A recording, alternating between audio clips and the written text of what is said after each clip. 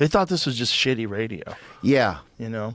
And I think my whole life, I think people looked at me and thought, oh, this dude's just fucking shitty radio. You know? But or I in the felt like that in a beginning- way, you know? Well, I think, like, when was the And first I still time? think it is. My show, I mean, look, I feel lucky to have a show. We work hard, you know, with podcasting. I feel lucky to get to talk to a lot of people. I don't think we do a lot of information type of stuff, you know, and I wish we could do better with that sometimes. I think maybe that's a goal of mine next year is to try to learn more stuff just in the day-to-day so I can have conversations that are maybe more important.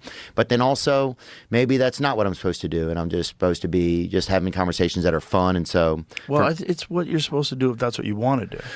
But what I think is the only important thing is what you want to do. Yeah. And Yeah. to be genuinely curious about whatever you're talking about. I agree. You know, and then hopefully be talking to someone who's telling the truth. That's where it gets weird. Now, sometimes people will be charismatic and they'll be very persuasive, but it turns out they have an agenda and they're not telling the truth. And you might not know that. That becomes a problem. Yeah, I Because realize there's that. Some people are taking advantage of the fact that that they'll come on, and I sometimes have been a little bit naive to think that somebody would do that, but people do that. Oh, 100%. Like heads of state, you know? Like if you're going to have someone who's the president of a country that's in the middle of a war and they want to come on your podcast and talk, you're not going to get anything objective. You're going to get them selling that they're the good guys. And that's weird.